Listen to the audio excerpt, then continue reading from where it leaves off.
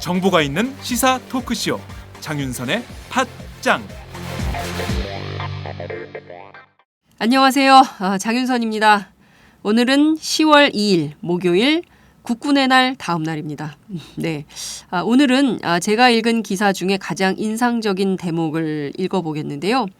이런 겁니다. 영화 변호인을 보고 한국 국민이 어떻게 민주주의를 쟁취했는지 알았습니다.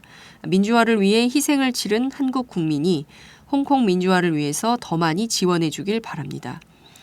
이 얘기는 연합뉴스가 최근 보도한 한 도리아 허 씨라는 분의 얘기인데요.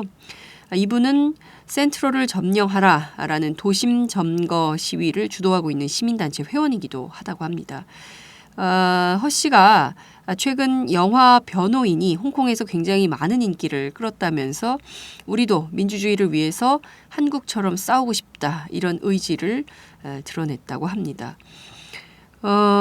홍콩에선 한국의 민주주의가 또 하나의 한류로 인식되는 분위기 같은데요. 홍콩에선 한국의 민주주의를 배우자라고 이렇게 나서고 있는데 현재 대한민국의 민주주의는 어디에 있는지 여러분 생각은 어떠십니까? 팟짱 시작합니다.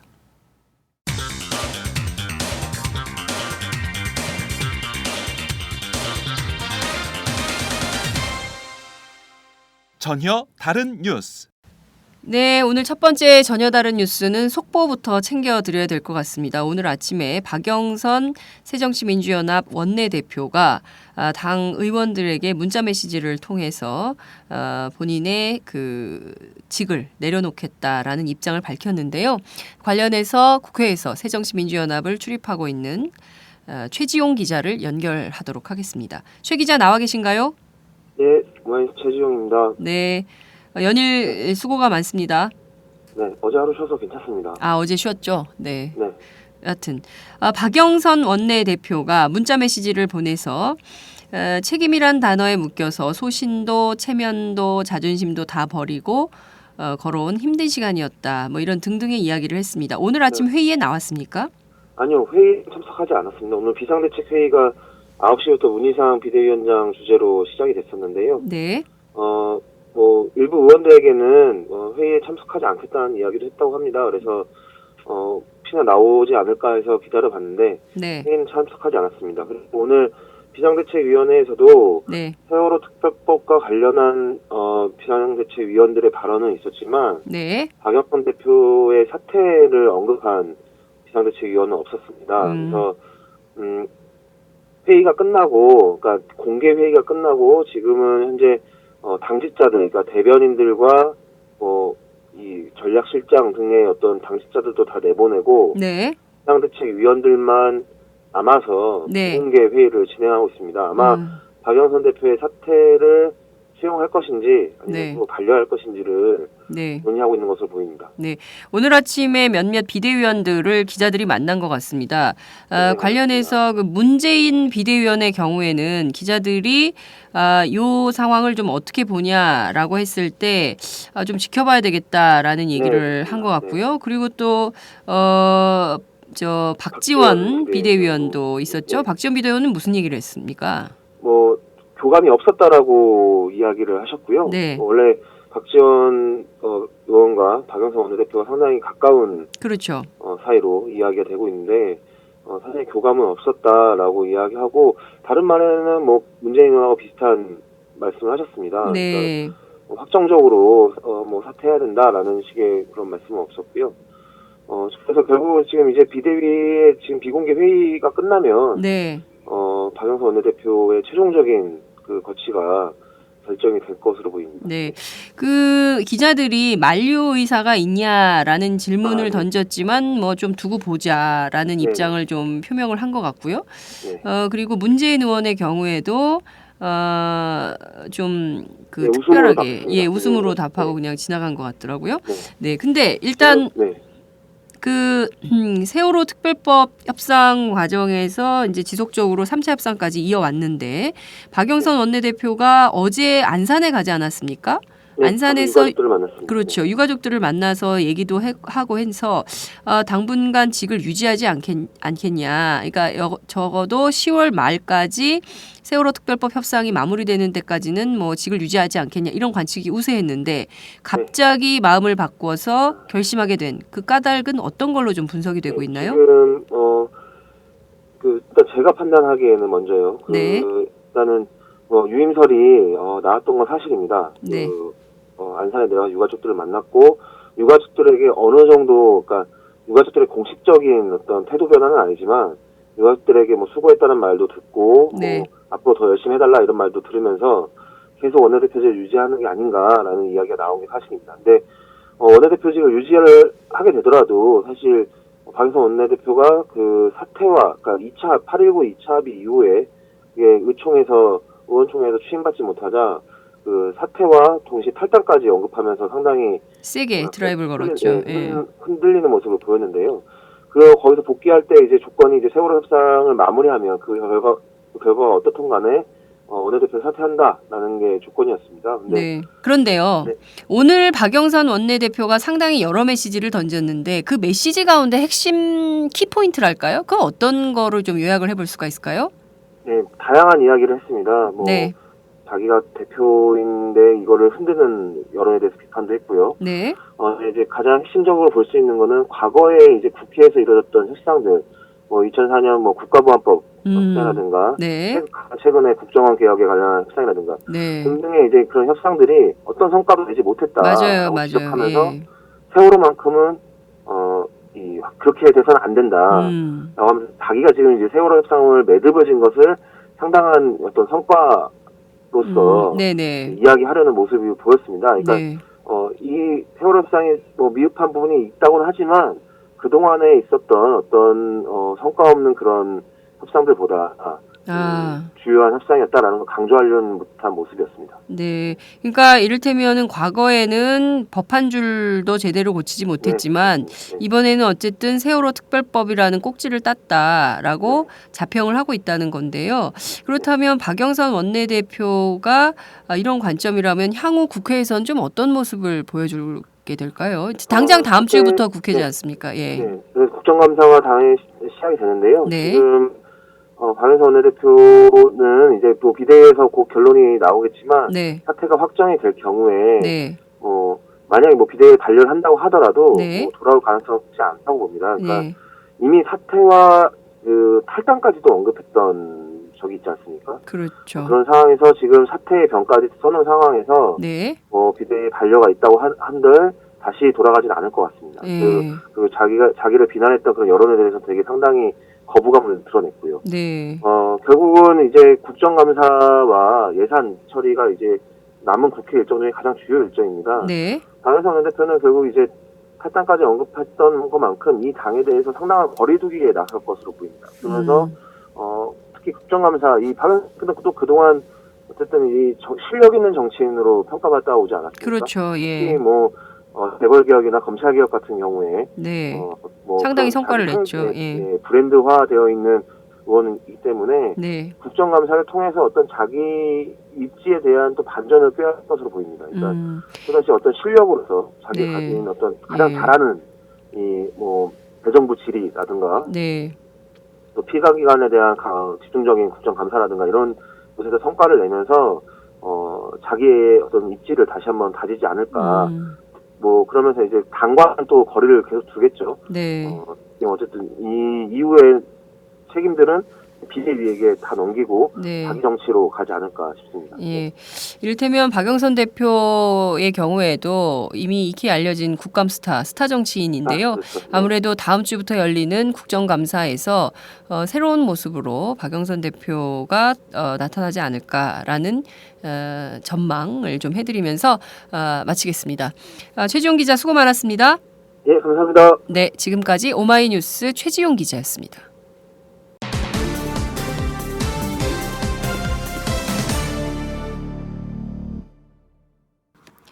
예, 오늘 전혀 다른 뉴스 두 번째 또 현장으로 가봅니다.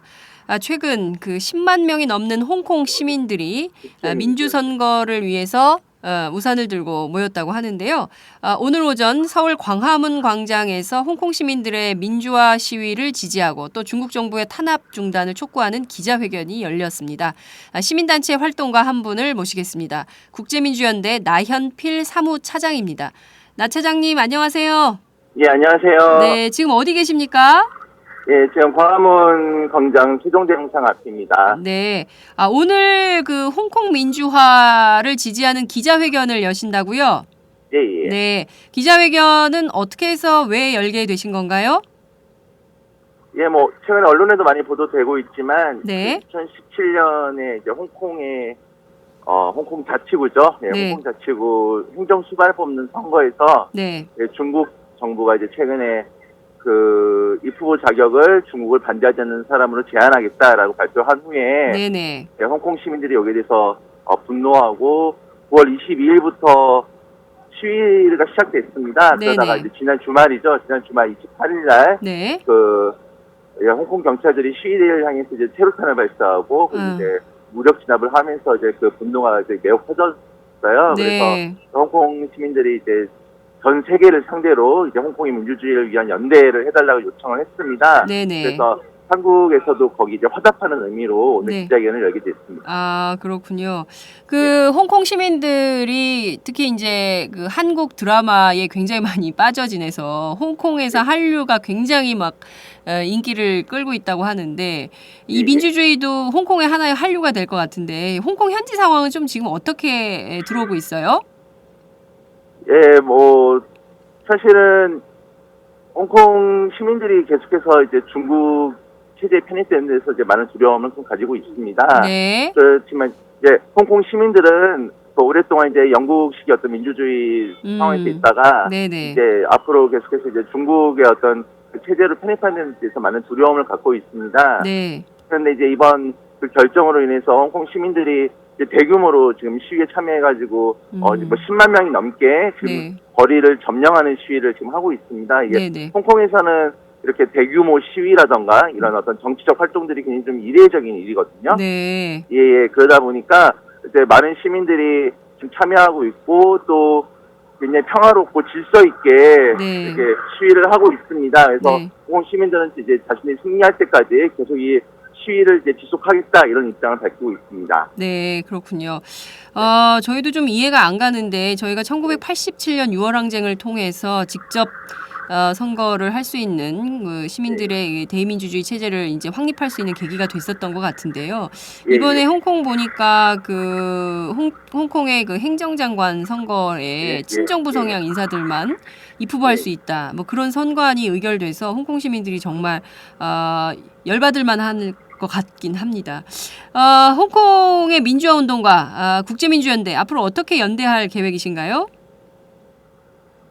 사실은 홍콩이 이제 오랫동안 그 아시아 지역에서 전반적인 민주주의와 인권, 노동 관련해서 굉장히 많은 활동을 해왔습니다. 그렇죠. 네. 그 영국의 이제 식민지의 영향도 있었지만 어쨌든 그 아시아 지역에서 이제 많은 그 국제 단체들이나 또 활동가들이 이제 아시아의 전반적인 지역을 위해서 많이 활동을 해왔던 게 사실입니다. 그렇죠. 예. 네, 그런데 한국에서도 이제 많은 이슈가 있을 때마다 홍콩에서 많은 활동가들이 많이 연대를 해줬거든요. 근데 지금은 홍콩 저희의 한국의 이슈를 많이 연대해서 홍콩 활동가들이 자신들의 민주주의와 그리고 자기들이 누려왔던 표현의 자유가 앞으로 위축될지 모른다라는 어떤 두려움을 갖고 이렇게 한국을 비롯한 전 세계에 연대 요청을 하고 있습니다. 그래서 저희들이 한국 시민사회단체들도 그동안 홍콩 시민사회단체가 보였던 연대만큼 홍콩의 민주주의와 또 표현의 자유, 인권을 위해서 계속해서 연대를 해나갈 예정입니다. 네. 바쁘신 가운데 전화 연결해 주셔서 너무 감사합니다. 아닙니다. 알리게 해주셔서 감사합니다. 예. 네, 감사합니다. 지금까지 국제민주연대 사무차장이신 나현필 활동가와 함께했습니다.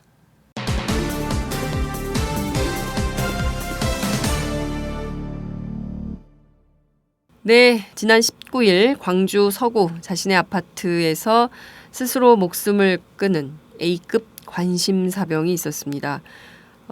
언론에 알려진 바로 강릉병사 강상병입니다. 강상병은 선임병으로부터 갖은 욕설과 폭언을 지속적으로 당한 걸로 밝혀졌는데요. 무려 7번이나 자살 시도를 했지만 군 당국은 모르쇠로 일관을 했습니다. 어제 강상병 주변을 직접 취재하고 온 오마이뉴스 지역 공동체부의 소중한 기자를 연결해 보겠습니다. 소 기자 나와 계신가요? 네, 오마이뉴스 지역 공동체부 소중한 기자입니다. 네, 소 기자 처음 연결이 됐는데요. 네, 그 어제 강상병의 유족과 직접 연결이 좀 됐다고요? 네네네. 좀 어떤 상황이었어요? 심리 상태가 굉장히 막 힘드실 것 같은데. 네, 그 대부분 유가족 분들은 네. 기자와의 접촉을 이제 꺼려하고 있는 상황이고요. 그렇겠죠. 예. 이 와중에 이제 강상병 고모부와 제가 통화를 할 수 있었습니다. 네네.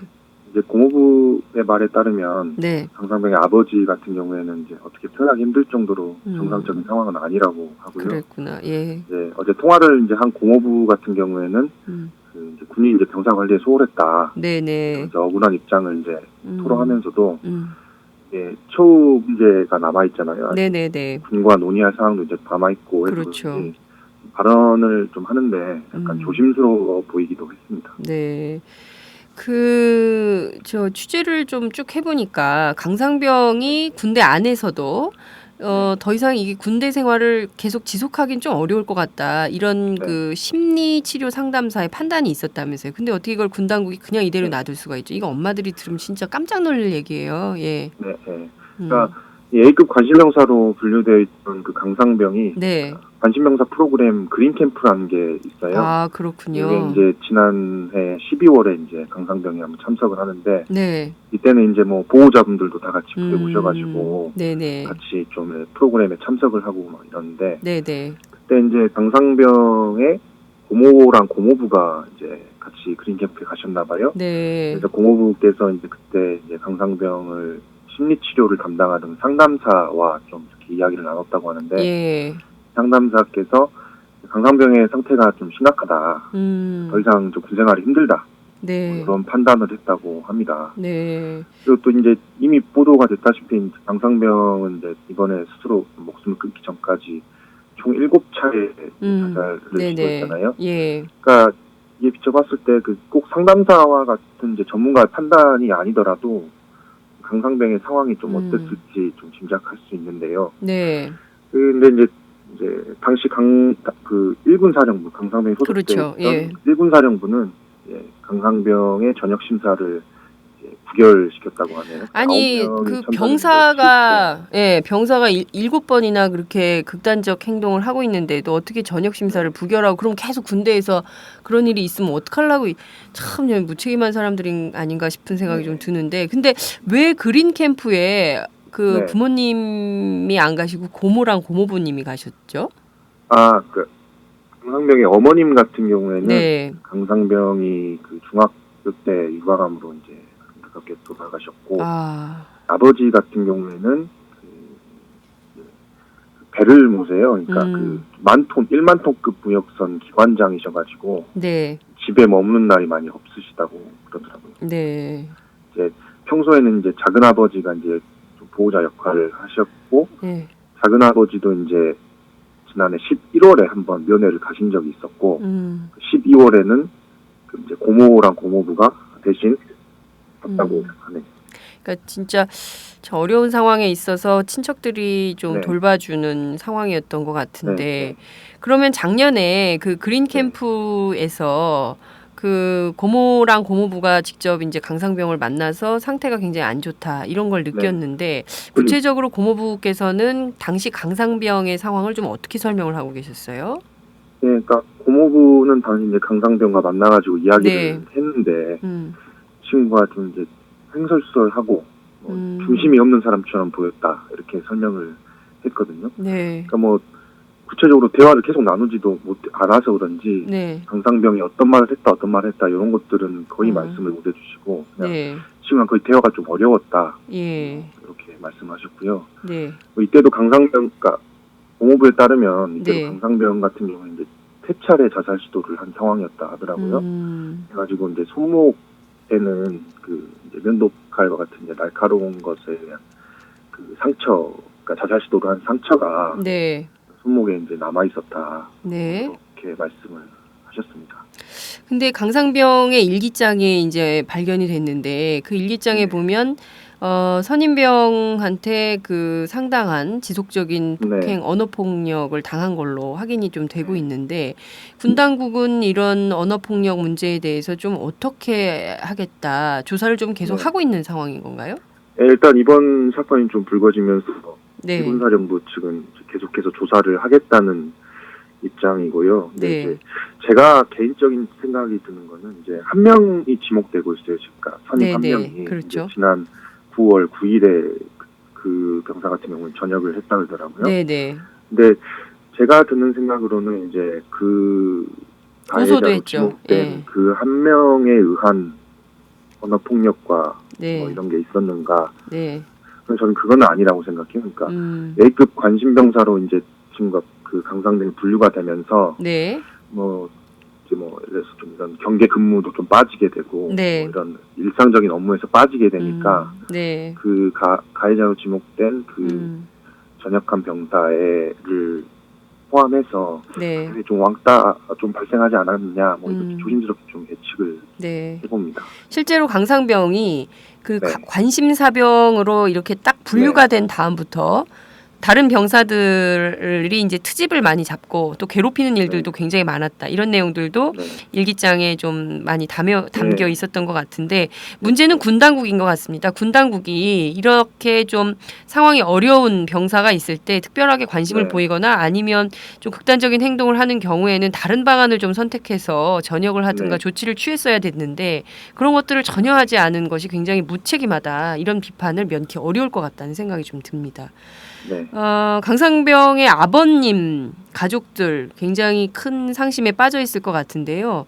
네. 그 동생도 하나 있다고 들었어요. 지금 좀 상황이 네. 어떤가요? 그 이제 제가 좀 걱정이 되는 부분이 이제 네, 남동생인데요. 네. 좀 어려요. 그 중학생이라고 그러더라고요. 네. 그 아무래도 이제 강상병과 가장 많이 생활을 한 친구일 텐데. 그 이번에 강상병이 스스로 목숨을 끊은 것을 끝으로 발견한 친구도 이 중학생 남동생이라고 그러더라고요. 아휴. 그래가지고 이제 좀 큰 충격에 빠졌고 이 남동생 같은 경우에는 그 심리 치료를 준비하고 있다고 이제 공보부께서 전해왔습니다. 네, 정말 안타까운 사연 이런 사연을 취재하는 것도 굉장히 고통스러운 일인데, 네, 소중한 기자 오늘 수고 많았습니다. 예, 고맙습니다. 네, 감사합니다. 지금까지 오마이뉴스 소중한 기자였습니다.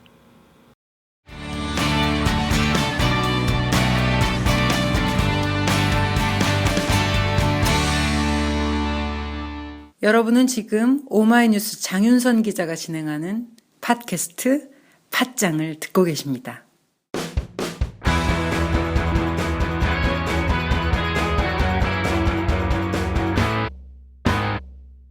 색깔 있는 인터뷰. 네, 오늘의 색깔 있는 인터뷰 팟짱이 국군의 날 특집으로 국군의 날 이튿날 녹음은 국군의 날 하는 색깔 있는 인터뷰를 진행하도록 하겠습니다. 최근에 군대 보낸 어머니들, 또 군대에 자식을 보낸 아버님들, 군대에 자식이 있는 부모님들이 너무 걱정이 많으십니다. 참으면 윤일병, 못 참으면 임병장. 국가가 멀쩡한 청년들을 군대로 데리고 갔으면 돌아올 때도 온전히 멀쩡하게 보내줘야 하는데 군대에 가서 시신이 되어서 돌아오는 기가 막힌 상황이 벌어지고 있습니다. 오늘 팟짱은 군인권 실태와 군 사법제도 개혁에 대해서 집중 얘기를 좀 해보도록 하겠습니다. 먼저 우직한 소신파, 열정의 참 일꾼, 서민의 대변인이라고 온라인 사이트에 쓰신 국회 법사위원장 이상민 의원님 나오셨습니다. 예, 반갑습니다. 네, 인사를 좀 길게 하셔도 돼요. 예, 아까 저에 대한 네, 마음에 드세요? 예, 우리 보좌관이 저의 구미에 맞게 쓴 거라. 거기에 조금 뛰어난 비주얼 뭐 이런 걸 했으면 뛰어난 비주얼? 예. 실제로 그렇게 생각하세요? 예. 진심이세요? 진심이죠. 그렇게 생각 안 하십니까? 아니 제가 인터넷에서 검색을 해봤어요. 이상민 딱 찍어봤더니 유명한 사람 셋이 뜨는데 셋 중에서 얼굴은 제일 크시더라고요. 가수가 더 유명하잖아. 네, 가수룰라 이상민, 네. 또 농구 선수 이상민, 예. 또 요새 개콘에 나오는 이상민. 예. 치과 의사 이상민이 그 사람은 어디 있는 사람인지도 모르는데 그 사람이 저보다도 앞서 있더라고요. 예. 저 조회수가. 네. 어떻게 이거를? 그게 불쾌해요. 아니 삼선의 국회 법사위원장님인데 적극적으로 알리셔야 될 것 같아요. 아니 얼마 전에 그 저희 지역에 네. 그 갔더니 어르신께서 네. 저를 부르시더니 네. 굉장히 안 좋은 일 있잖냐. 예. 그 무슨 일이냐고 그랬더니 저 이혼했잖냐고 그러시더라고요. 왜 뜬금없이 이혼을 그렇게 말씀하니까 저 안 했다는데 젊은 사람이 그걸 거짓말하냐고. 아무리 국회의원이지만 거짓말을 일삼냐고 신문에 다 났는데 언론에 다 나왔는데 알고 봤더니 농구선수 이상민이 이혼해서 아니 근데 농구선수 이상민 끝내 결별 이렇게 자막 뉴스가 나야 되는데 네네. 그냥 이상민 끝내 이혼. 그러니까 그분은 국회의원 이상민밖에 안 나온다. 착각했구나. 예. 그렇습니다. 알겠습니다. 오늘 굉장히 오렌지 톤 컬러의 트레이닝복이라고 해야 되나? 뭐 이렇게 입고 오셨어요. 네. 굉장히 비주얼을 상당히 따지는 분인데 오늘 굉장히 편안한 복장으로 오셨습니다. 군 인권센터의 임태훈 소장님 오셨습니다. 뭐 저는 아무것도 소개 안 해줘요. 아니 내가 찾아봤어요. 봤더니 뭐 아무것도 없어. 위원장님은 뭐 저기 무슨 뭐라고 막 화려한 미사 요구가 있던데 뭐 오렌지색 톤에 튜닝을 마음에 안 들어? 무슨 나는 졸라맨도 아니고 지금 도대체. 아니 근데 내가 찾아봤어요. 군인권센터를 똑같이 찾아봤지. 그랬더니 데일밴드하고 풀이 있더라고. 저 설명이 없어요. 이게 뭐냐면 성폭력 상담센터 연단 소식이 이게 있고. 이제 이게 밴드는 뭐냐면 군인들이 이 반창고를 최고 많이 써요. 사실은 그래서 우리가 군인들의 반창고가 되겠다. 우리를 그렇게 써라. 상처난 곳을 우리가 이렇게 감싸 안겠다라는 뜻에서 이 밴드가 반창고가 저희의 로고에 들어가 있습니다. 사실은 그런 뜻이 있는 거죠. 풀은 뭐예요?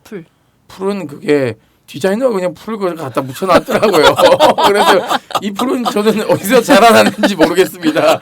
잡초 제거를 해야 될 것 같아요. 저는 군대에 젊은 청년들이 많이 가 있으니까 새싹 같은 젊은 청년들을 좀 잘 군인권센터에서 지켜주겠다. 전 그런 뜻으로 꿈보다 해몽이네요. 해석을 했는데 전혀 마음에 안 드나 봐. 전혀 우리 소장님은 그렇게 생각해 본 적이 없는데. 근데 저는 임태현 소장을 굉장히 어린 시절부터 제가 쭉 봐왔어요. 어린 시절 아기 때부터 아니 키우셨어요? 아니 엄마야? 이모?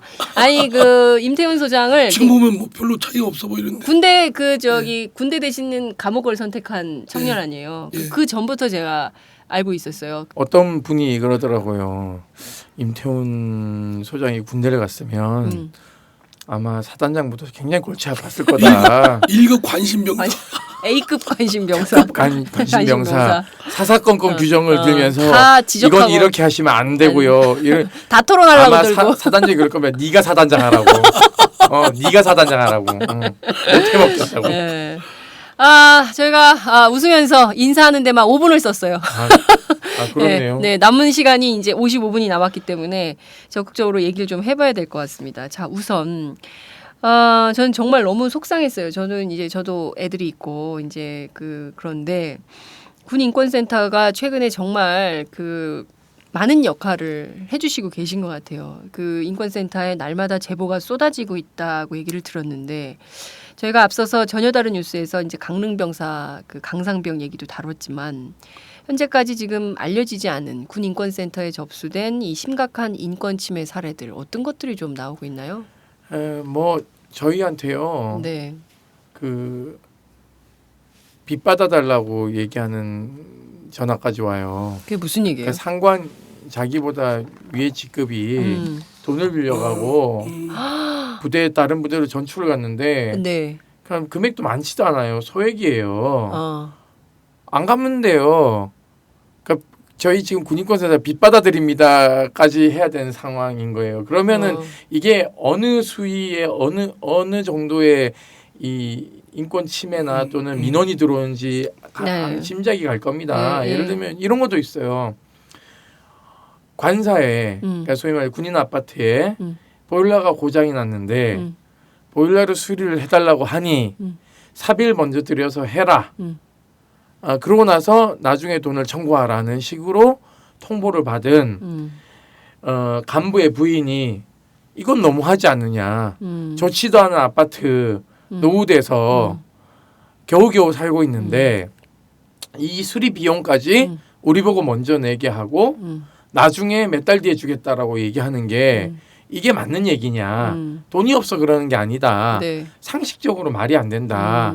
그러니까 우리를 도대체 어떤 취급을 하고 있는지를 모르겠다라고 예. 하는 민원까지 와요. 그렇다면은 뭐 인권 침해, 구타 가혹행위, 언어 폭력, 기타 성폭력. 부조리, 성폭력, 성추행, 뭐 지가 성추행 해놓고는요, 뭐 불이익을 주려고 하는 사례들도 있고요. 네. 그러다 보니까는 저희가 지금 뭐 거의 민원 집합소가 되고 있어요. 예. 예.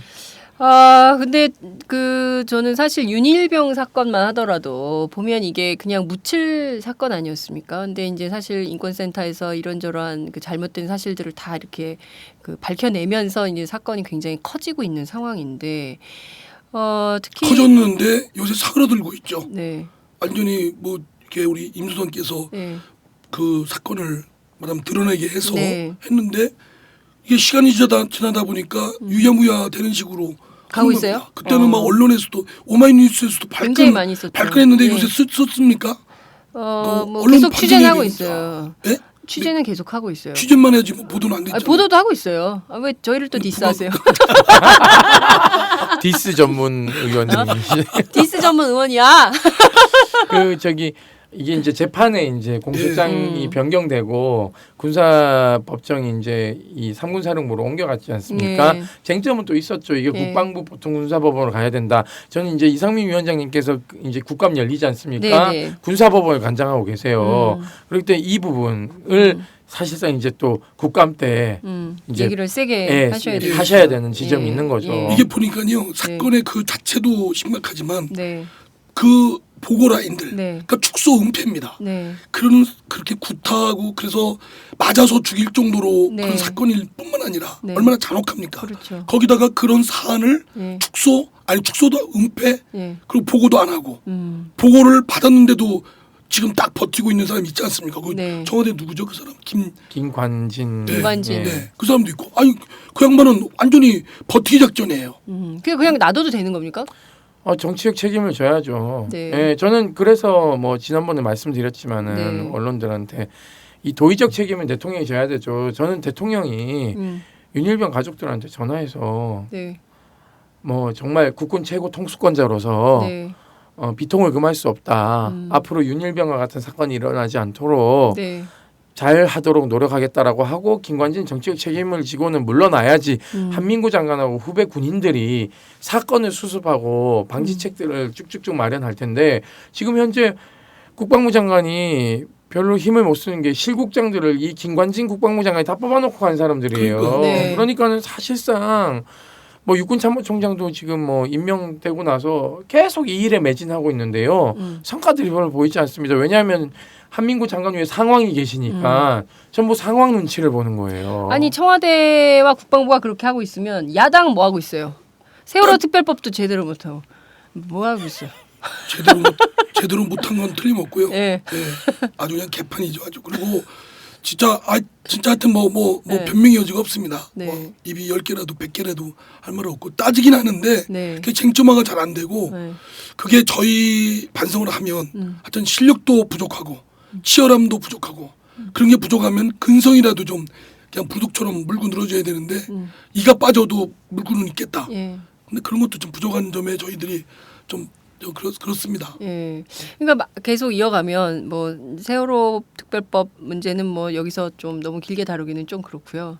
현재 계속 되풀이가 되고 있는 것 같아요. 윤일병 사건 또 그 상관 성추행 문제에 있었던 오대위 여성, 오대위 사건, 또 임병장 사건, 또 최근에 뭐 청소년 성추행했던 군 법무관 문제, 그리고 또 아까 말씀드렸던 뭐 강상병의 자살 문제 이런 등등 이 병사들의 끊이지 않는 이 심각한 문제들을 그냥 그 현장에서 계속 이제 민원 받아서 상담을 하고 있고 이제 상황이 되면 언론에 밝히고 뭐 이렇게 하고 있는데 이런 것들을 좀 되풀이 반복되지 않도록 뭐 시스템을 만들어야 되는 거 아닌가요? 그러니까 이제 국회가 이 독일식 국방옴부즈만 제도를 도입해야 되는 저는 절체절명의 시기에 왔다라는 생각이 들어요. 사실상 이제 우리 의회가 우리 뭐 위원장님이 잘 아시지만 이런 겁니다. 그러니까 강력한 의회 통치 구조가 있어야 돼요. 예를 들면 우리가 위임받은 권력이시들이기 때문에 사실상 대통령만 그 국민을 대변하는 것이 아니라 민의를 대변하는 건 사실 국회의원들이거든요. 그러니까 이 사람들이 결국은 이 행정부를 강하게 견제하고 사법부 강하게 견제해야 되는데 우리 의회가 사실상 박정희 때부터 통법부로 그 이제 만들어지다 보니까 거수기 마치 정부가 하는 일에 도와줘야 된다는 식의 어떤 논리들을 많이 펴요. 그러다 보니까는 우리가 이제 국감이 끝나지 않습니까? 저는 가장 불만이 이거예요. 정치 의사 일정 때문에 안 된다라는 얘기를 굉장히 많이 들어요. 그런 거 전 정말 싫거든요, 의원님. 예를 들면 아니 물론 저는 이게 시스템이 있으니까는 그게 작동되는 원리를 부정하는 건 아닙니다. 하지만 예를 들어서 미국처럼 의회가 예산 가지고는요 정부를 셧다운 시킬 수도 있는 거예요. 근데 우리는 그런 권한이 없지 않습니까? 그러니까는 행정부 관료들이요 굉장하게 만만하게 보는 겁니다. 오만하는 거죠. 네, 저 인간들은 4년 지나면 임기 끝나 그리고 막판 되면 선거로 돌입하기 때문에 막판 국감은 관심 없어. 그러니까 우리는 4년만 잘 개기면 돼. 그리고 대통령을 바라보는 눈빛도 5년만 개기면 돼. 라는 생각을 가지고 있는 겁니다. 그러다 보니까 이 겁나는 게 없어요. 그러니까 관피와 척결. 저는 뭐 틀린 얘기는 아니라고 봅니다만은 관피를 어떻게 척결할 건데. 박근혜 그 대안은 얘기는 안 하고 있잖아. 그리고 군대 안에도요 군피아들이 분명히 존재합니다. 근데 이런 것들을 결국은 의회가 미국처럼 강하게 예산권도 움켜쥐고 그리고 자료 제출권도 임의 제출이 아니라 강제로 그리고 청문회도 위원장님이 예를 들면은 여야 합의 없이 뭐 이상한 거 있다 이러면 법무부 그냥 막 불러다가 청문회 하는 겁니다. 미국처럼 뭐 비공개로 하든지 뭐 이렇게 해가지고 강하게 의회 통치를 받아야 되는데 그런 시스템이 안 돼 있어요. 저는 그 세월호 문제나 윤일병 문제나 이런 것들이 의회를 약체화시킨 이 상공화국의 잔재다라고 저는 인식하고 있는 거예요. 법사위원장님, 삼선의 국회의원 3선의 법사위원장님 이런 그 국민의 지적 어떻게 보십니까? 국민이십니까? 권력자지. 저는 권력자가 아니죠. 국민이죠. NGO. 권력자십니다. 근데 아까 말씀 중에 그 국회의원을 인간들이라는 표현에 야 나는 국회의원을 인간으로 표현한 걸 보고 진짜 감동했습니다. 국회의원이 인간이구나. 하나 이제 말씀드리면 진짜 중요한 대목인데요. 미국은 국회의원 한 사람 한 사람이 자신이 다 주도해서 이슈를 끌고 갈 수가 있습니다. 즉 우리나라는 근데 교수단체끼리 합의가 돼야만 하니까 실제로는 말이 합의지 국회의원 한 사람이 할 수 있는 일은 아무것도 없습니다. 그러니까 아니 헌법기관인데. 그러니까 국회의원 한 사람이 계속 무슨 군 사법개혁이나 군 이런 가혹행위 사건에 붙잡고 끌까지 물고 들어갈 제도적 뒷받침이 돼 있거든요. 할 수도 있고 청문회도 하고. 그런데 우리는 여야 간에 합의가 안 되면 아무것도 안 됩니다. 그러니까 여야 간에 로비 받고 대충 주고받고 하면서 이제 말하자면 물러지는 거죠. 그래서 그런 점에 제도 개혁이 필요한데 이게 쉽게 양당이 뭐 저희 새정치민주연합이나 새누리당이나 양당이 독하적 구조를 유지하기 위한 방편으로 그 적대적 공생을 하고 있는 거죠. 사실은. 오늘 굉장히 세게 얘기하신다. 법사위원장님이신데. 이게 셉니까? 센 것 같은데요. 기존에 잘 위원장님 말씀이 맞는 게요. 네. 우리 의회가 사실은 이제 선진국형으로 가고 OECD 가입국들하고 어깨를 나란히 하려면 네. 실질적으로 우리가 국회의원 개개인이 헌법기관으로서의 의정 활동을 충분히 할 수 있게끔 하는 네. 제도적인 뒷받침 장치들이 저는 국감이라는 형태와 국정조사라는 형태, 네. 여야 합의라는 형태 이런 식으로 되면 안 됩니다. 개개의원이 위원장님한테 가서 위원장님 네. 이거 하셔야 됩니다라고 네. 얘기하고 네. 위원장님이 그게 합리적이라고 판단되면은요. 예. 청문회 또 개최하게끔 하는 예. 권한이 막강. 각각 예. 그 청문회에서 지금 예. 말씀드린 대로 예. 지금 우리 저 세월호 특별법도 네. 뭐 동행 명령이니 자료 제출 요구 뭐 이러지 않습니까? 예. 국정감사, 국정조사 백날 해봤자 네. 달라 그러면 안 줍니다. 안 주면 방법이 없어요. 네. 무슨 자료가 있는지도 모르고. 근데 네. 미국 의회 같은 경우는 디스커버리라고 그래서 예. 자료 목록 내놔라 쫙 달라고. 정청래 의원보다 발음이 좋으시다. 예, 디스커버리. 예. 정청래 의원하고 수준 차이가 있죠. 예. 여하튼. 네. 차이가 있습니다. 네. 확실하게 아니 발음이 확실히 좋으세요. 예. 네. 그리고 그런 제도를 통해서 자료를 가져올 수 있는 권한이 있는데 네. 우리나라는 자료 제출해봤자 임의로 제출하는 것만 받을 뿐이지 네. 안 주면 그만입니다. 그러니까요. 증인 불러봤자 네. 안 나옵니다. 재벌들 뭐 부르고 안 공무원 나오잖아요. 안 나오잖아요. 네. 그러니까 이런 데서 국회의원들이 뭐 현찮다 무능하다 꾸지람 맞는 건 맞는데 제도적으로 확실하게 이 제한돼 있어서 아니 근데 그 제도를 만드는 것도 국회 아닙니까? 예. 근데 왜 안 하고 계세요? 저는 제가 저희 당의 당 대표면 할 수 있을 것 같은데 예. 그 전까지 좀 어려울 것 같아요. 그러니까 저는 이게 이상민 위원장은 국민들이요 당대표. 잘 모르는 지점이 네. 있어요. 저는 답답한 게 뭐냐면 안철수 전 대표가 네. 정치에 입문할 때 가장 첫 번째로 일성을 한 게 네. 국회의원 정수 줄여야 된다라는 얘기를 했어요. 네. 저는 그거 보면서 굉장히 그렇죠. 충격을 받았습니다. 네. 국회의원 정수 늘려야죠. 무슨 얘기입니까? 인구 1000만 명당 100명의 의원이 있어야 됩니다. 네. 500명 정도는 있고 문제는 이 의원들에게 막강한 권한을 줘서 실질적으로 행정부를 그렇죠. 감시하고 그렇죠. 견제할 수 있게끔 하는 기능을 준 다음에 못하면 그 다음에 패야 되는 건데 네. 국회의원 정수 줄이면 누가 좋아해요? 네. 사법부하고요. 행정부가 좋아합니다. 네. 근데 그걸 모르고 예를 들어 몇 명의 국회의원들이 일을 잘 못하고 네. 자기네들의 품위 유지만 하려고 하니까 이걸 없애야 된다라는 얘기는요. 좀 말도 안 되고요. 국회가 하나의 지자체의 예산보다 예산만큼 쓰고 있어요. 사실은요. 그거에 비해서 사실은 효율성을 늘려줘야 되는데 위원장님 방에 비서 보좌진들 몇 명 있습니까? 원래 국회의원 보좌진 똑같습니다. 9명 있죠. 9명 가지고 어떻게 행정부 감시해요?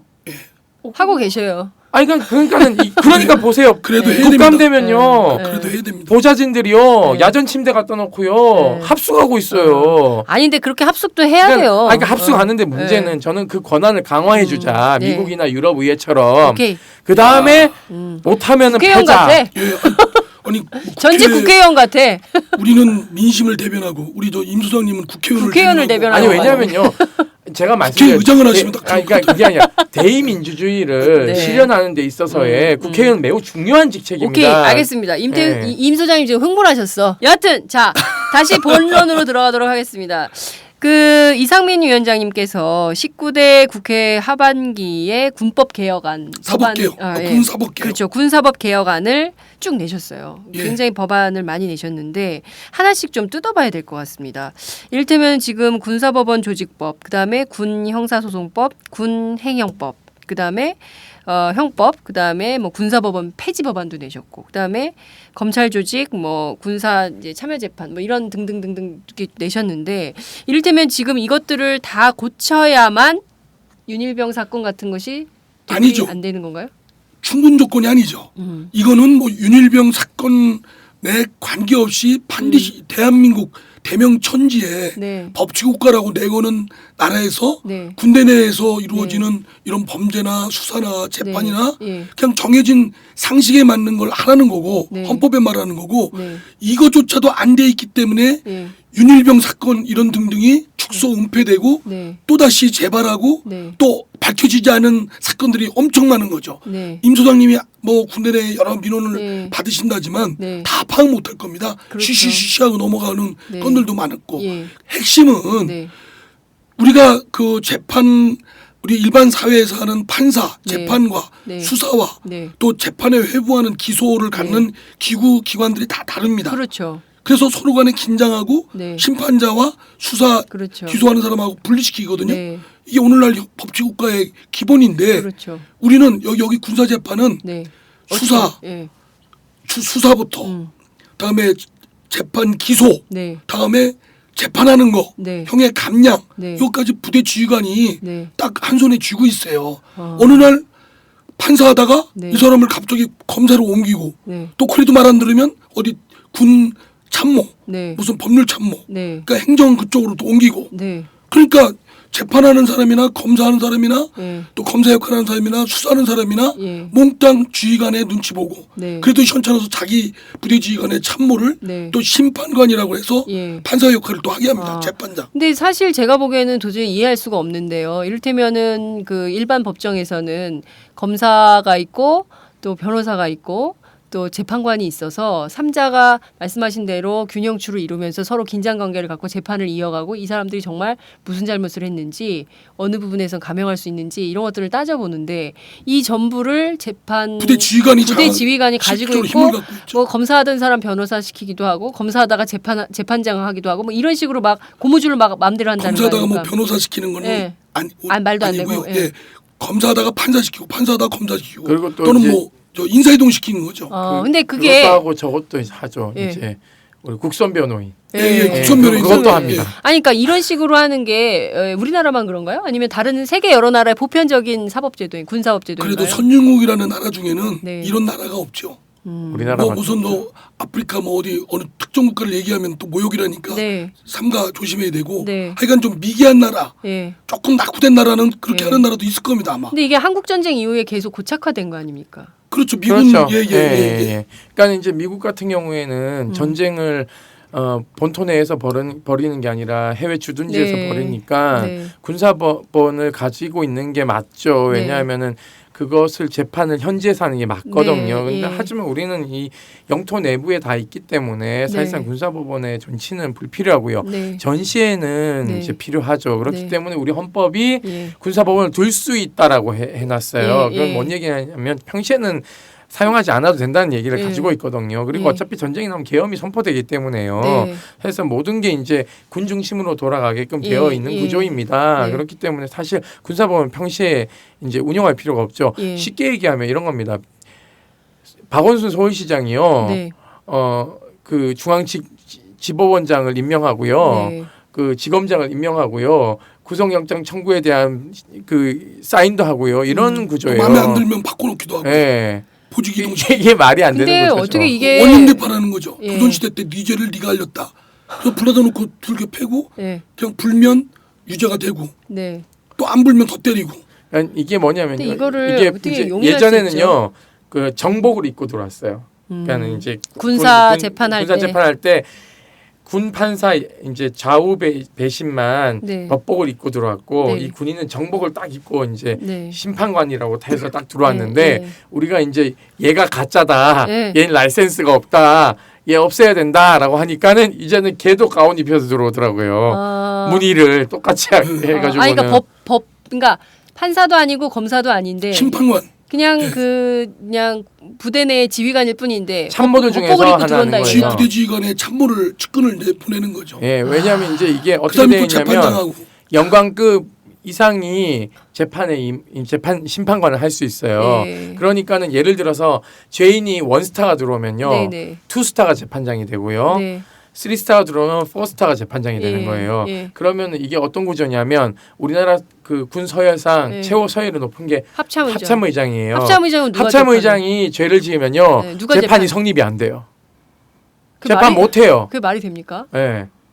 그 이게 근데 왜 문제죠. 저를 보시고 눈을 돌리고 말씀하시죠? 제가 뭐 이거 만든 사람도 아닌데 근데 예. 하여간 이거를 17대 국회 때 예. 2006년도 7년도에 정부안으로 타협해 왔습니다. 열린우리당 군사 시절에. 부분 그렇죠. 참여정부 시절에 정부가 해서 사법개혁 왔는데 우리가 주장하는 대로 군사법안은 더 필요 없거든요. 네. 지금 평시에는 예. 전쟁 없을 때는 예. 그런데도 불구하고 예. 군의 의견을 받아서 네. 군사 부분은 존치하되 네. 지금처럼 부대 지휘관 산에 두지 말고 국방부에 두면 네. 일정 부분 부대 지휘관의 영향력을 좀 감소시킬 수 있다.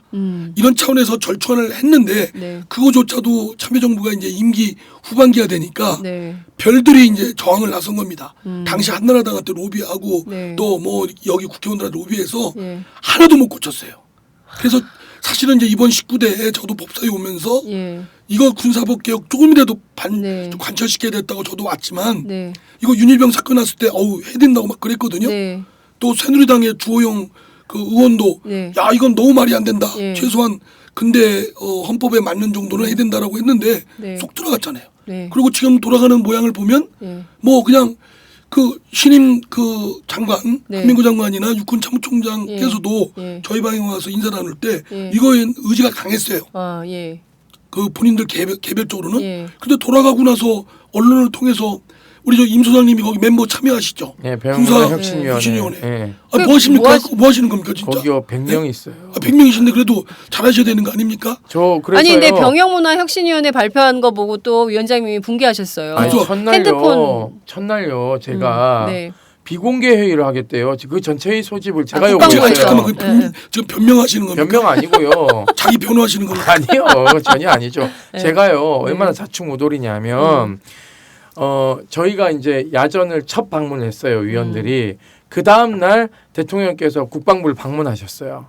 그래서 정군 주요 지휘관 회의를 하는데 병영문화 혁신안이라고 해서 몇 개가 올라오더라고요. 네. 병영문화 혁신위원이 모르는 안을 대통령에게 보고를 한 거예요. 그래서 제가 밴드에다 올렸어요. 어떻게 병영문화 혁신위원이 모르는 병영문화 혁신안이 대통령에게 보고될 수 있느냐. 네. 이거 보이지 않는 손에 의해서 지금 병영문화 혁신위원들을 들러리 세우고 있다. 전체 회의 소집을 요구한다라고 제가 했어요. 네. 그랬더니 장군들이 막 전화 오더라고요. 소장님 그냥 이게 약간 미스가 있었던 것 같은데 그래서 전체 회의 소집 요구한다. 정확하게 장관에게 보고해라. 하지 않으면은 사발통문을 내가 직접 돌리겠다라고 했더니 전체 회의가 잡힌 거예요. 네. 했더니 무슨 비공개 회의를 하겠다고 네. 언론 나가래요. 그래서 의사진행 발언을 했죠. 제가 예. 전 국민이 이것을 쳐다보고 있고 그렇죠. 이것은 국민이 알아야 될 알 권리를 충족시켜야 되는데 언론 왜 내보내느냐라고 했더니 뭐 플래시가 터지기 때문에 회의 진행이 안 되고 기사가 앞뒤 토막이 잘려서 나가기 때문에 안 되고 비공개했어요. 그래서 제가 싸웠어요. 그러고는 막 토론하더니 회의가 길어지니까 갑자기 막판에 위원장이 네. 오늘 이러면은 성과가 없으니까 네. 언론에 4개 정도는 그래도 줘야 되지 않느냐라고 하면서 핸드폰하고요. 무슨 SNS, GOP 평일 평일 면회 또 평일 면회 뭐 이걸 갖고는 나오면서 국방부 대변인 김민석 대변인 저 뒤에 앉아 있다고 대변인이 우리 발표를 기다리고 있다고 그래서 이거는 위원장을 믿고 좀 서간을 해 주십시오 이러는 거예요. 그래서 제가 반대 토론을 했어요. 네. 지금 그게 중요하냐. 네. 군사법 개혁이나 국방부 보조원 도입이 더 중요한데 그랬더니 일분과 위원장이 저보고 하는 얘기가 지금 아이들 배가 고픈데 빵이라도 하나 던져줘야지 뭐 이런 식으로 얘기하는 거예요. 그래서 내가 이게 무슨 말이에요? 배가 고프면은요 월급을 올려주세요. 월급을 네. 왜 빵을 주냐고요. 네. 근본적 처방을 해주십시오. 아니 잠깐만. 제가 반대를 했더니 뭐 투표 없이 그냥 통과시키더라고. 그래서 제가 퇴장했어요. 아니 그 멤버로서 그 소장님 참여하시는데 네. 퇴장이 능사십니까? 거기서 컨트롤해서 좀 하셨어야지. 내가 얼마나 그때 진짜 분노했는지. 네. 거기에 임 소장님이 계신데도 그 지경이니. 네. 예. 예? 제가요 100명 중에 1명이에요. 네. 근데 그 99명은 무슨 역할을 하는지 궁금하기도 한데요. 여하튼 지금 보면 제일 중요한 건 군사법제도의 개혁인데 이 군사법제도의 개혁이 제대로 이루어지지 않은 가운데 방향을 자꾸 엉뚱한 데로 돌리고 있단 말이에요. 그렇습니다. 도대체 누가 이런 거를 하는 겁니까? 그 보이지 않는 손의 실체는 어떤 거라고 보세요? 제가 볼 때는 저 군대에 있는 기득권 세력들이겠죠. 저 부대지휘관 네. 또는 부대지휘관이 될 사람들. 네. 예. 그러니까 개별적인 한 사람의 의견이 생각이 어떻든 간에 관계없이 조직의 논리에 의해서 자신들 논리도 뭐 근거도 없는 논리 말하자면 그러면 통솔이 안 된다고 하는데 아니 지금 뭐 범죄 저질러서 진상규명해서 제대로 죄 지은 사람 처벌하고 축소 은폐 없도록 하는 게 통솔하고 무슨 관계가 있습니까? 그런데 그 사람들은 그게 자기들이 갖고 있는 권력에 굉장히 중요한 거라고 생각해서 온유월에 호러필드 뺏으면 서운하다고 안 내놓으려고 하는 거죠. 그러면 지금 그 국방부를 주름 잡고 있는 핵심들이 육사 몇 기예요? 37기? 그렇죠. 36기 뭐 35기 뭐 이 정도들이 잡고 있죠. 그 기수만 문제가 아니고요. 지난 17대 때도 그 군의 그 장성급들이 다 이렇게 막 저항을 한 거 보면 줄줄이 내려오는 전통입니다. 아주 그냥 아주 저 아름다운 전통이에요. 그분들 사이에는. 박근혜 대통령의 동생이 또 그 육사 출신이시니까 또 백을 쓰나 그런 건 아닌가요? 근데요, 이거는요 사실상 군의 핵심적인 저는 개혁 구조에서 이 골품제를 폐지해야 돼요. 그러니까 예를 들면 이게 지금 성골이 육사 TK고 이런 식으로 구조가 짜여져 있기 때문에요. 이 구조를 혁파하지 않는 한은요. 이것은 뭐 계속적으로 방어할 거고요. 그리고 저 일반 법원에서는 일반 형사법원, 시민사회 형사법원에서는 국민 참여 재판을 하고 있지 않습니까? 그거는 제가 볼 때는 법원 판사들도 전문 엘리트 법관으로서 사실 쉽게 이걸 하기가 받아들이기가 쉽지 않았거든요. 그 당시 그 17대 때 그 법 통과될 때도 저항은 있었지만 굉장히 용기를 내서 했습니다. 근데 오히려 요새는 판사들이 뭐라고 그러냐면 저 법원의 재판에 대해서 시민들이 신뢰를 높이는데 굉장히 주요했다. 오히려 재판을 해보면 판사의 생각과 배심원들의 재판이 뜻밖의 상당 부분이 부합하고 그러면서 시민들은 판사들이 굉장히 고뇌해서 재판을 한다라는 신뢰가 굳건히 되고 나아가서 사법재판에 대한 그 민주적 정당성을 오히려 부여받아서 오히려 더 사법부의 위상을 높이는데 기여했다고 하거든요. 이 정도의 마음 씀씀이를 왜 군에 그러니까 그 별들은 왜 못 생각하는지 답답합니다.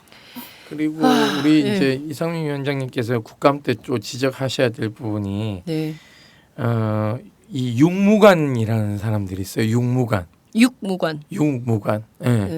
육사 출신 법무관이 육무관이에요. 육사 출신 법무관을 육무관이라고 합니다. 그렇게 표현해요. 그러니까 이제 단기 법무관들이 그런 육사 출신 법무관을 조롱하기 위해서 그런 단어를 갖다 붙이는데요.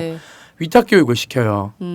이제 육사 출신들 중에서 이제 그 소위 달고 그 뭐 서울대 법대나 이런데 위탁 교육을 시켜가지고 그렇게 해서 이제 사법시험 쳐서 사법연수원 갔다가 딱 오면은요 소령계급장을 딱 주고 법무참모로 내려보냅니다. 그러니까는 이 인원이 몇 명이에요? 8개 군단, 그러니까 육군이 8개 군단이거든요. 그러니까 이 인원이 40명만 배출되면 육군의 법무병과를 다 장악합니다. 실무를요. 무섭죠. 이들이 존재하는 이유는요. 군의 그 잘못된 법에 의한 통치도 다 정당화시키기 위해서 이들이 알리바이를 세워주는 참모 역할을 하기 때문에요. 이게 굉장히 위험하고요. 그거를 폐지해야 되겠네요. 폐지해야죠. 못 오게 해야죠. 그리고 또 하나는 이게 로스쿨이 생기면서 폐해가 뭐냐면 여기에 와장창 보낼 수 있는 거예요. 로스쿨로? 그러면은 뭐 더 심각해지는 거죠. 사실은. 그래서 단기 법무관들이요. 예전에는 그래도 미랄 역할들을 많이 했어요. 빛과 소금의 역할을. 지휘관들이 구속시키지 말라 그러면 무슨 얘기 하십니까? 그러면서 막 검찰관들이 저항도 하고 막 쇠고랑 가서 채우고 이랬는데요. 요즘은요. 그런 패기도 없고요. 우리 지난번 그 불온서적 파동 이후에 그런 이 사람들은 거의 다 제거가 됐거든요. 장기 중에서도요. 그렇기 때문에 이 육무관들이 법무병과를 지금 떼거 장악하고 있는 상황이라서 지금 뭐 육군 법무실장도 다 그런 대표적 주자들 아닙니까? 그리고 이런 사람들이 윤일병 사건이 여론에 떠밀려 가지고 지금 자기네들이 존립 기반이 약해지고 있다라는 인식을 가지고 있어요. 그래서 사실상 이제 윤일병 재판도 좀 봐야 되겠지만 살인죄 유죄가 안 나올 가능성이 매우 높습니다. 왜냐하면요, 이 법원 나중에 이상민 위원장님 한번 방청 오십시오. 검찰관이요 유죄 입증에 대한 적극성을 띠지 않고 있어요. 가해자 피고인의 변호인 중에 한 명이 네. 그것을 막 얘기를 하면 네. 그 재판부가요 소송 지휘권을 막 행사해가지고 예. 막 끼어들어가지고는 변호인 지금 뭐 그 얘기는 왜 하시자는 겁니까? 뭐 이러고 방해하고 있고요. 예. 재판 가관도 아닙니다. 윤일병 그 지금 재판이 그렇게 네. 벌어지고 있다는 거죠. 네. 그러니까 이 구조 자체가 네. 그냥 원칙적인 법치국가의 원리, 공정한 재판 네. 뭐 이런 논리로 적용되는 게 아니라 예. 그러니까 아까 말씀드린 대로 예. 부대 지휘관의 뜻에 따라서 운영되게끔 네. 그렇게 군 판사, 검사 뭐 이런 사람들의 인사권, 결재권 또 법률가도 아닌 사람 재판장으로 심어놓고 네. 뭐 이럽니다. 그러니까 이거를 완전 폐지해서 하지 않는 한 네. 군사법이라는 것은 군사법이 아니에요. 네. 그냥 원님 재판하는 겁니다. 봉건 네. 중세 때 봉건 영주가 하는 재판을 네. 하는 겁니다. 네 죄를 네가 알렸다.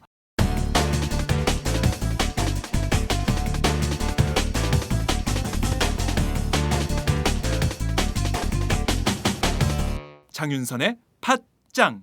근데 이거를 그냥 용인해서는 안 될 것 같은데 다음 주 화요일이죠. 10월 7일부터 이제 국회가 네. 열리는데요. 이를테면은 지금 국회 그 이제 지금 법안 쭉 내신 것들에 대해서 새정치민주연합이나 혹은 또 새누리당의 분위기는 좀 어떻습니까?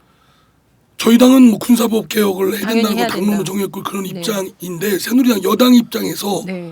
예선 흐릿한 겁니다. 별로 그리고 이런 얘기를 하고 싶어 하지 않죠. 왜 그렇죠? 똑같이 그러니까 뭐, 군대 보낸 자식이 있을 뭐 텐데. 제가 볼 때 맨 처음에 그냥 부르르 떠는 척하다가 네. 그냥 조용합니다. 로비 받고 네. 또 군하고 굉장히 친하잖아요. 또 네. 집권 여당 네. 이거 하니까 대통령 네. 뜻도 있고 네. 또 그 누구야 김관진 안보실장인가 네. 이런 거 샅샅이 드러나면 네. 그 사람의 무슨 도의적 정치적 책임이 아니고요. 네. 저는 법적 책임도 물어야 된다고 생각하거든요. 그렇죠. 근데 드러나지 않으니까 네. 초롱성에 갇혀 있는 겁니다. 그리고 그리고 무슨 싹 물어보려고 하면 이제 외국에 뭐 미국하고 네. 국방정책 조율하러 예. 그 비행기 타고 아니 그러니까 저는 좀 군대 안에서 정말 일반 상식으로는 도저히 이해할 수 없는 일들이 막 벌어지잖아요. 근데 사실 남경필 지사 아들 그 사건도 장남 사건도 좀 이해할 수 없는 사건인데 일반 사회에서 그런 네. 사건 터지면 네. 그 당장 구속입니다. 네. 그게 뭐 아니 쫄병이 상관한테 그러면 네.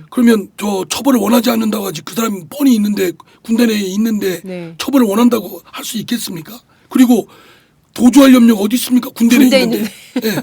도주하는 그 자체가 탈영인데 네. 말도 안 되는. 그러니까 그런 이유를 들어서 네. 이 사람은 구속시킬 사유가 아니라고 하면 네. 참 아주 피의자 인권에 네. 추천한 분이 하고 있어요.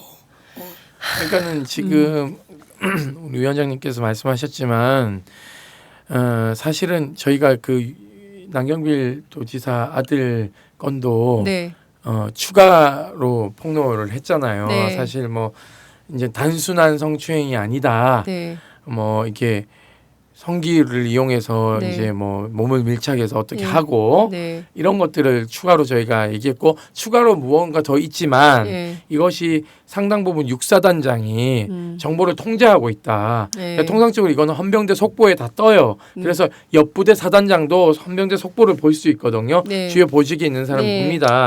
그렇기 때문에 사건이 어떻게 진행되는지를 알 수 있는데 네. 옆 사단들이 난리가 난 거예요. 예. 야 이게 안 보이냐. 그러니까 이게 육사단장이요. 예. 과잉 충성으로 남경필한테 잘 보이기 위해서 네. 이렇게 딱 싸고 정보를 있는 거군요. 정보를. 차단한 거예요. 그 네. 결국은 얼마 전에 이제 집행유예 나면서 이게 뽀록이 났잖아요. 네. 어떻게 뽀록이 났냐면 네. 국왕 성기를 꺼내서 국왕 성교를 강요했다. 이게 나왔어요. 후임병. 후임병에게 자기의 성기를 꺼내서 국왕 성교를 강요했다는 게 나왔어요. 이거는 죄질이요. 엄청 좋지 않은 겁니다. 사실은요. 예. 그런데 장난하게 말해도 되는 건가요? 단순하게 뭐 그냥 언론법에 무슨 걸리지 않나요? 법은 없습니다. 예. 아니 그게 원래 나왔어요. 이제 변호사님이셔가지고. 예. 그래서 이제 뭐 들어가죠 뭐 그러면. 예. 그래서 그런 행위 자체가 사실은 네. 초범이긴 하지만 네. 상당히 재질이 안 좋기 아니 근데 때문에. 범죄가 있으면 또 군대를 못 가잖아요. 그게 범죄가 있다는 사실이 확인이 되면. 그러니까 이제 네. 예를 들면 그거는 이제 네. 징병 전 단계인 그렇죠. 거고. 징병 전 단계. 그러니까 그런 행위가 있었기 때문에 사실은 이게 친고죄가 폐지됐고 네. 그리고 우리가 김관진 장관이 장관을 있을 때 얘기했어요. 네. 이 성범죄에 대해서는 네. 그 무관용 원칙을 적용하겠다. 이게 미군이 얘기한 겁니다. 오바마 대통령이 얘기한 거예요. 사실은 미군도 이제 성범죄가 너무 많고 이러니까 네. 이제 오바마 대통령께서 엄단하라고 사관학교 인관식 때 이제 일성을 했고 그것이 미군은 사법 처리가 굉장히 강화되어 있습니다. 네. 이거 지휘관이 관여하면요, 지휘관 엇벗도록 되어 있는데. 네.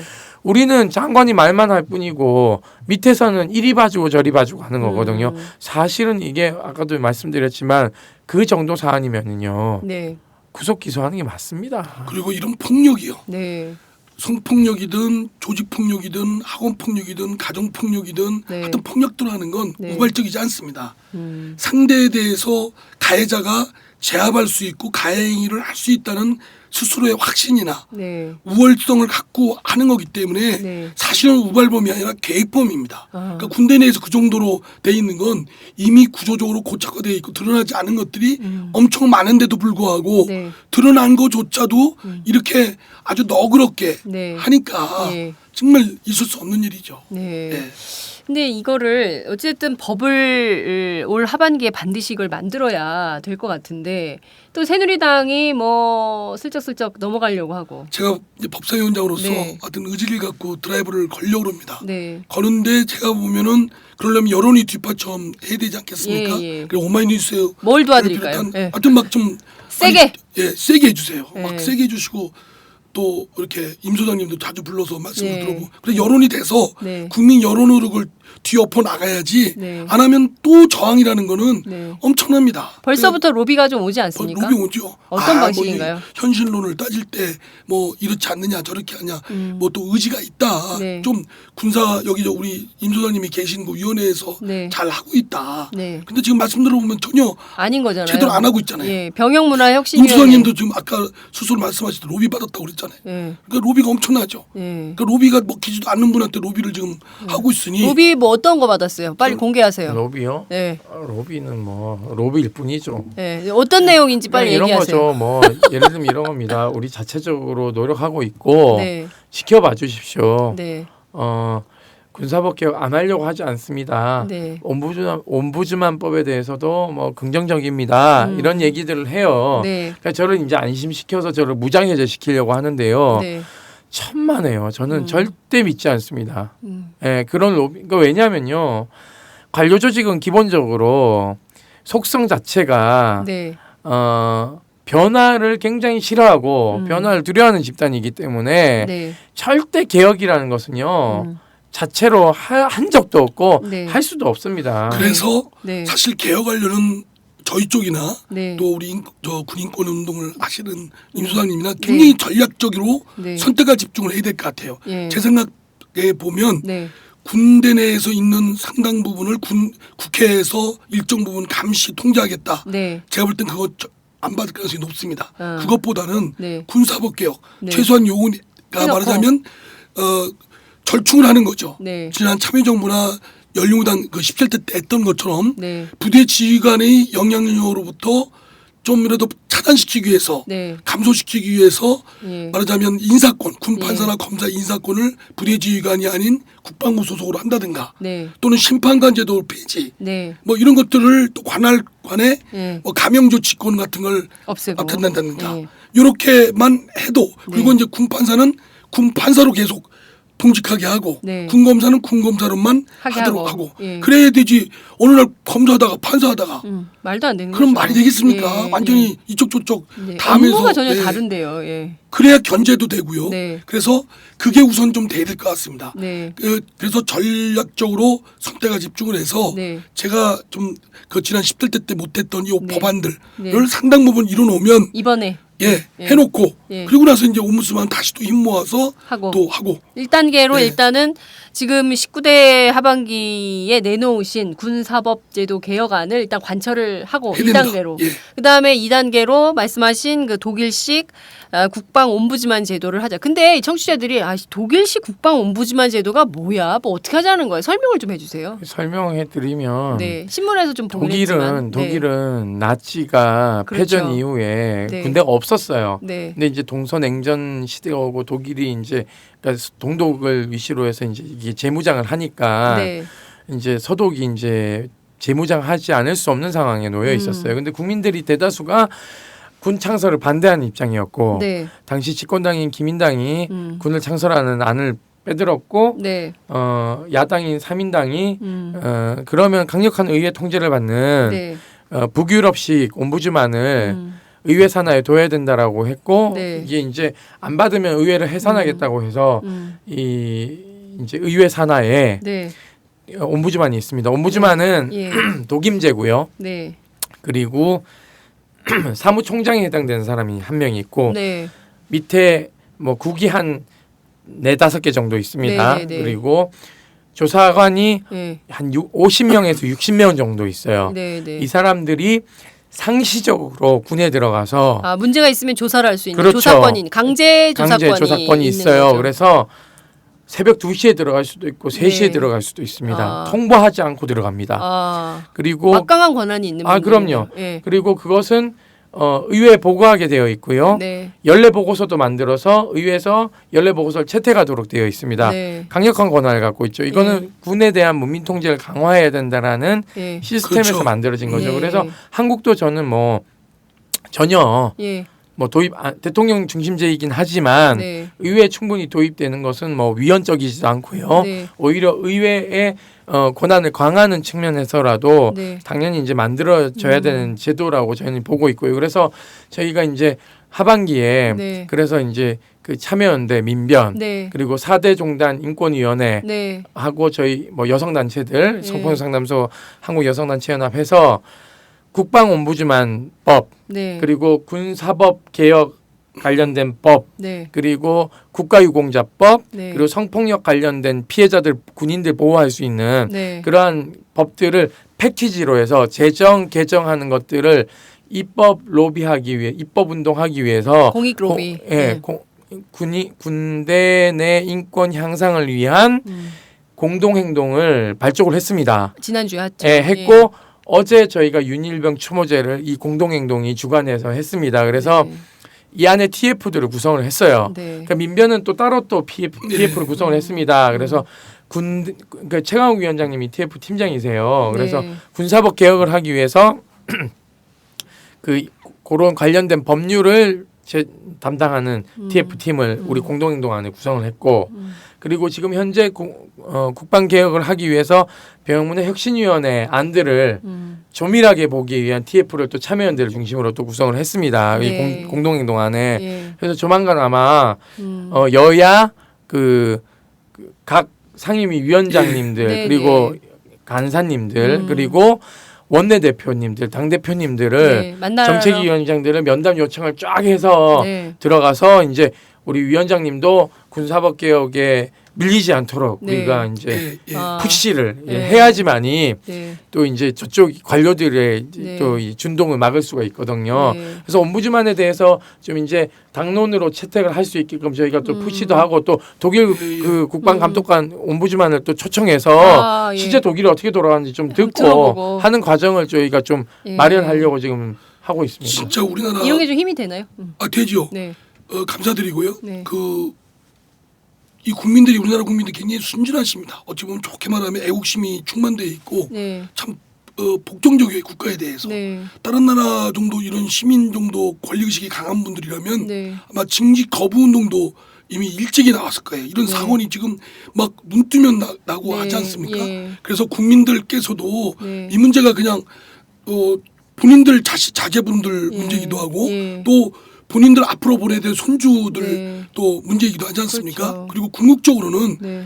이 문제가 군 복무제, 네. 예, 모병제까지도 같이 논의가 그렇죠. 좀 깊게 넓게 예. 꾸준히 돼야 된다고 생각합니다. 네. 아니 저는 지난 추석 때 가족들이 모여서 무슨 얘기를 할까 했어요. 근데 대부분 저는 세월호 참사 얘기가 많이 나오지 않을까 했는데 사실은 윤일병 얘기하면서 그죠. 우는 사람들이 너무 많았어요. 사실 군대에 사실 뭐 조카들 뭐 다 동생들 이렇게 가 있고 막 이렇잖아요. 그러니까 옛날에는 엄마들이 군대 면회 가면 데리고 가서 뭐라도 먹이려고 막 뭐라도 사 먹이려고 말했는데 요새는 목욕탕부터 데려간다는 거 아니에요. 그래서 어디 먹는 데 없나 혹시 얘 말을 못한 거 있으면 말해라 괜찮다 엄마가 도와줄게 이렇게 얘기를 한다는 그 문화가 바뀌고 있어요. 그러니까 얼마나 끔찍하니까 이게 안심하고 보낼 수가 없는 거예요. 윤일병 사건만 해도 정말 지속적으로 그러니까 한 10여일 자대 배치 20일 가까이 받자마자 그냥 얼마나 때렸으면 맞아서 죽게끔 합니까? 이게 있을 수가 없는 일이죠. 그 지금 현재 보니까는 윤일병 사건 이후에 통신이 굉장히 증가했대요.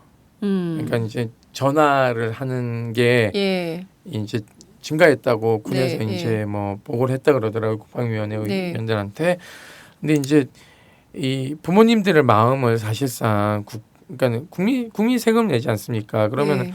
국가가 그걸 책임져 줘야 되는 건데 말로만 신성하다라고 얘기하고 군인들을 데려가서 그러니까 병사들 데려가서 소모품 취급하고 있기 때문에 이게 가장 큰 문제점인 거죠. 존엄한 존재, 귀한 존재 이렇게 여기지 않는다는 거죠. 네. 그렇기 때문에 저희가 고민 끝에 뭘 하려고 하냐면요. 네. 다음 주 화요일 날 네. 매주 화요일 날 육군은 306 보충대와 102 보충대에 입소를 합니다. 물론 네, 이제 네. 사단 신교대로 들어가는 인원도 있긴 하지만요. 그 네. 인원은 좀 작고 네. 그리고 매주 월요일 날 네. 육군훈련 논산에 육군훈련소에서 입영식을 하죠. 네. 그래서 저희가 이제 예산이 많이 없다 보니까 네. 일단 국가인권위원회 이제 협력 사업으로 해서 네. 그 의정부 306 보충대 네. 가서 그 아미콜 이제 군인권 카드 네. 요 카드 만들었어요. 바닥바닥하게 이렇게 예.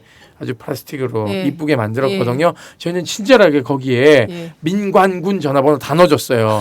그러니까 예. 이제 국방부는 군인권센터 전화하지 말라는 막 공문을 막 내렸잖아요. 네. 아미콜에 네. 저희는 이게 옹졸하지 않습니다. 관대합니다. 네. 그래서 군인권센터 전화번호, 예. 그다음에 국가인권위원회 전화번호 예. 1331 예. 그리고 국방 헬프콜 전화번호도 딱 넣어줬어요. 1303인가 뭐 이렇게 예. 해서 군인권센터 전화번호 왜 얘기 안 했어요? 정작 자기 건도 전화번호 얘기 안 했어요. 733 02-733-7119 우리 네. 특수번호도 부여도 안 돼.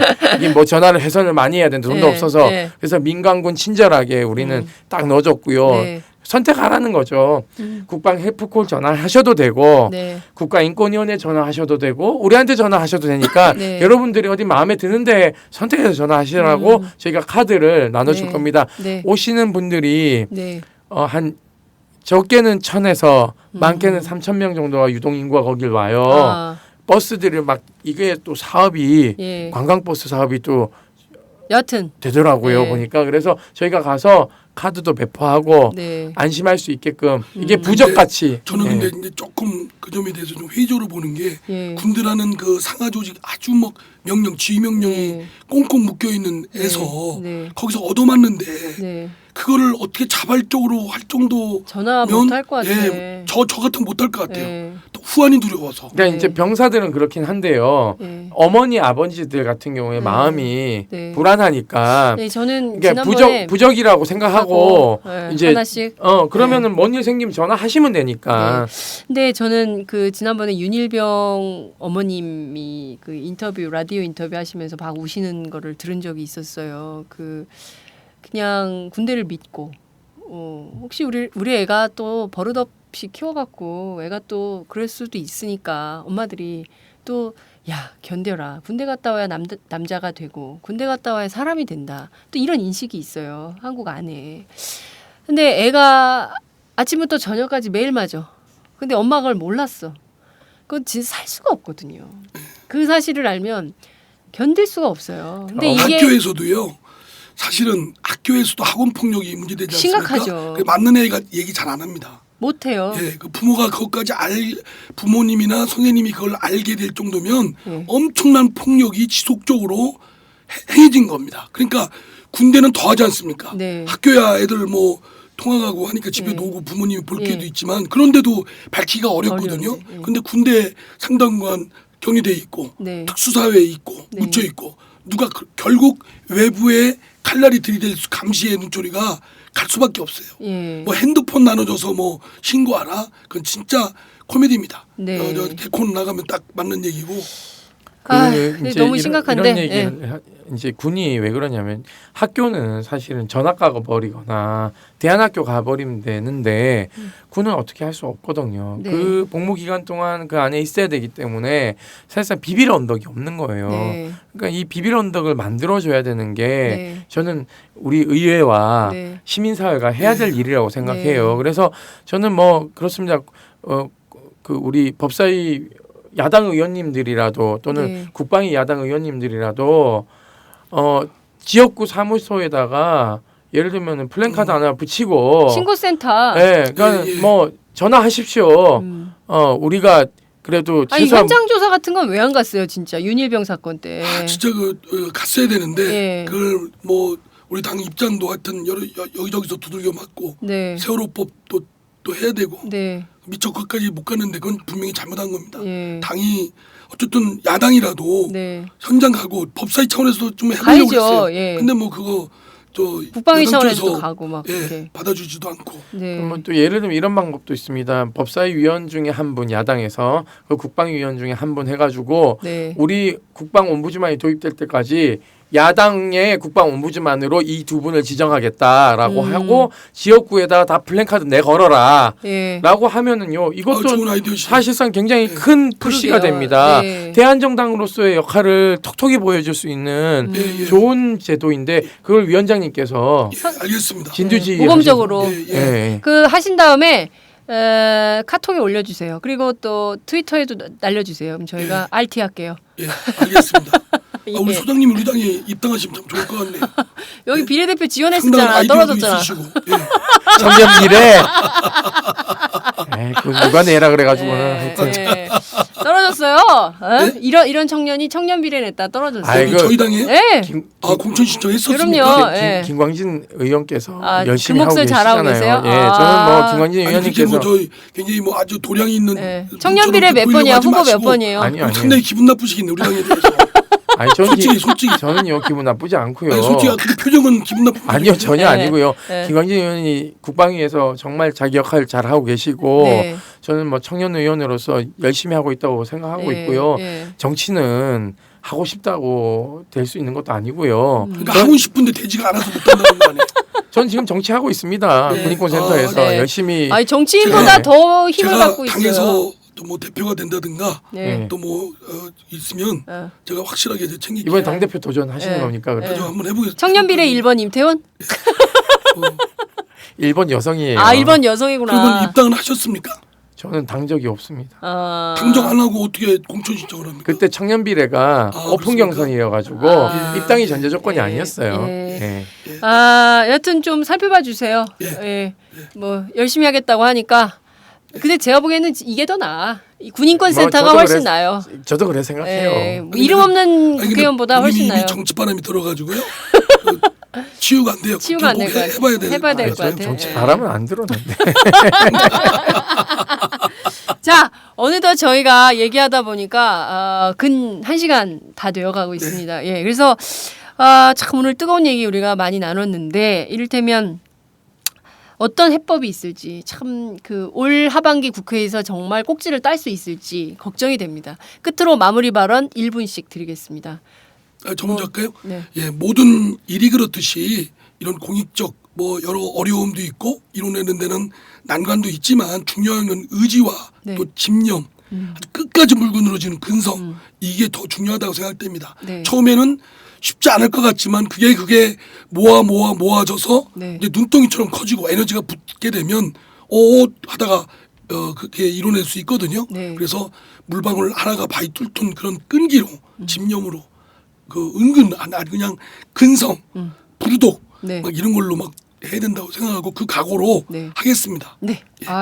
우직한 소신파 왠지 믿음이 가는 얘기인데 지켜보겠습니다.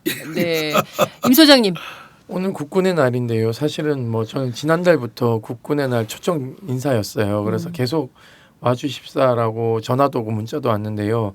제가 거기 가는 것이 큰 의미가 있을까라는 생각이 들더라고요. 많은 장병들은 사실상 국군의 날을 보는 것이 아니라 군인권센터가 제대로 된 개혁안을 냈으면 좋겠다라는 희망을 가지고 있고 또 제가 일선을 다녀보면 그 영관급 장교들, 위관급 장교들, 부사관들, 장병들이 저를 바라보는 눈빛이 사실상 개혁을 좀 완수해줬으면 하는 희망을 가지고 있어요. 원래 계급이 깡패다 보니까는 표현을 못해서 그렇지 옆에 와서 방송 잘 보고 있습니다. 팟캐스트 잘 듣고 있습니다. 이런 얘기를 하고 계세요. 그래서 저는 사실상 제가 주장하는 거 가격하지 않습니다. 뜯어보면은요. 우리 군을 건강하게 해서 적들보다 더 우위에 있게 해야 된다라는 얘기를 하고 있습니다. 근데 저는 답답한 게요. 대통령께서 유엔 가서 연설하고 인권을 강조하고 있지만은 북이 어떡합니까? 뭐 윤일병 사건과 세월호 사건을 가지고 남한 사회를 조롱하고 있어요. 네. 저는 왜 그 조롱을 정권이 다 올곧이 받아야 되는지도 잘 모르겠고요. 그러니까 결국은 키는 여당이 지고 있고 대통령이 지고 있는 거다. 강한 군대를 만드는 것은 인권이 잘 통용되는 군대. 그리고 미군하고의 동맹군으로서의 역할을 하려면 미군하고 동등한 인권의 의식을 가지고 제도 시스템을 도입해야지만이 동맹군으로서의 전략상 전쟁이 벌어졌을 때 전쟁을 잘할 수 있는데 지금 미군하고 비교를 해보십시오. 근데 미군하고 비교하면은 거긴 직업군이고 우리는 아니다 이런 표현하는데요. 자꾸 자기놈의 물대기식 또는 자폐적인 방어 이런 거 계속 하다가는요. 제2, 제3의 윤일병 사건, 제2, 제3의 임병장 사건 계속 날 수밖에 없습니다. 전 차제 이번에 강력하게 의회 통제를 받는 어떤 기회를 가짐으로 인해서 인권은 민간에게 맡기고 군은 본연의 임무인 훈련에 매진할 수 있도록 하는 강한 군대를 만들고자 하는 게 제 바람입니다. 네. 오늘 두 분 정말 열띤 이야기 정말 감사드리고요. 저희가 10월 국회가 끝나갈 무렵에 점검 차원에서 한 번 더 하겠습니다. 그때 또 나와주세요. 네, 그때 잘 되면 잘 된 대로, 못 되면 못 되는 대로. 매주 불러주시거든요.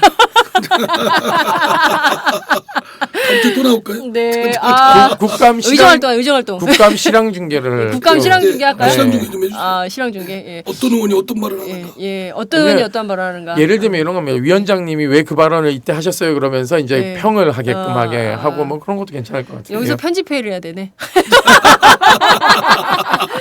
네, 감사합니다. 여기서 마치겠습니다. 네, 감사합니다. 고맙습니다. 네, 오늘 마련한 순서는 여기까지입니다. 팟짱 계속 딱딱한 정치 시사 이야기만 해서 귀가 살짝 굳었다면 오마이뉴스의 또 다른 팟캐스트 사는 이야기 다시 읽기 요걸 좀 추천해드리고 싶습니다. 오늘 사이다가 새로 업데이트가 되는데요. 아마도 요 방송이 여러분들의 귀를 말랑말랑하게 해드릴 거라고 믿어 의심치 않습니다. 네, 팟짱보다 사이다가 먼저 시작을 했습니다. 이 방송 여러분 꼭 기억해 주시고요. 뿐만 아니라 팟짱은 오마이뉴스 10만인 클럽 후원으로 제작이 되고 있습니다. 늘 감사하고 또 감사를 드립니다. 한 가지 공지 말씀 드릴 것도 있는데요. 내일 개천절 휴일입니다. 연휴가 시작이 되는데요. 그래서 팟짱도 하루 쉽니다. 그렇지만 토요일 주말판을 미리 준비를 했습니다. 요걸 좀 기억을 해주시고요. 주말에 꼭 한번 들러주시기를 바랍니다. 감사합니다. 오늘 방송 마무리합니다. 감사합니다.